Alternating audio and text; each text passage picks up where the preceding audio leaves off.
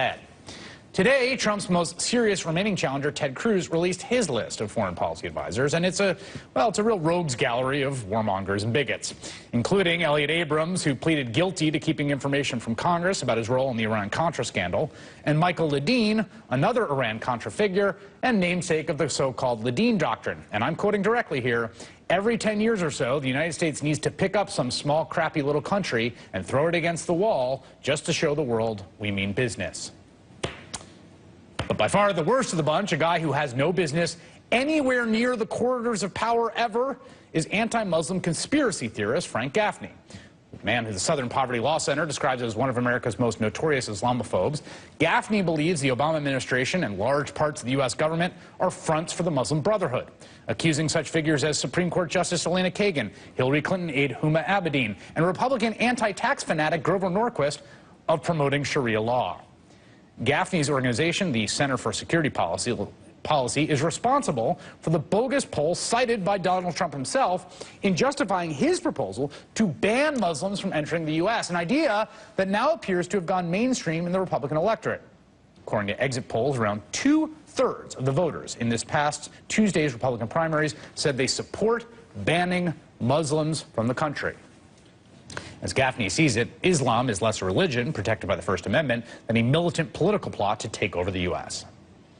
This group, the Organization of Islamic Cooperation, or OIC, it is 57 states and Palestine that have come together to promote what is fundamentally the agenda known as Sharia. That is a totalitarian, political, military, legal program that would force all of us, Muslim and non-Muslim alike, to submit to its barbaric, repressive, supremacist agenda.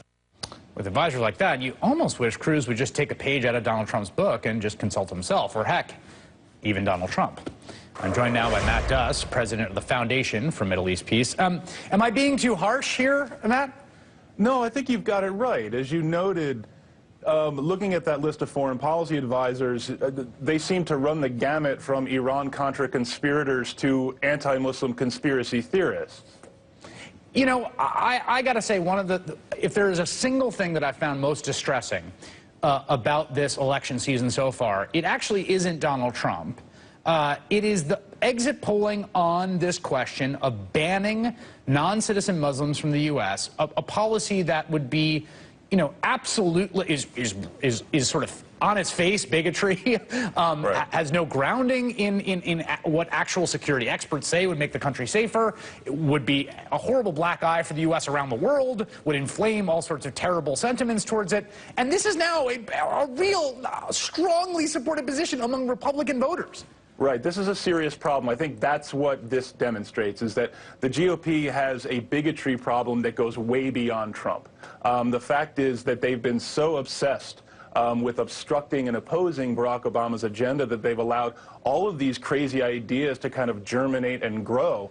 And as you noted, Frank Gaffney has been behind so many of these wild conspiracy theories. I mean, we don't have time to list all of the crazy things he said over the past 10 years. And for Ted Cruz to just name him as someone who he takes seriously. I mean, let's understand. I mean, this guy's ideas are taken seriously by no one who understands or studies Islam, by no one who studies national security. So it's extremely troubling that Cruz puts him on the list of people he's talking to.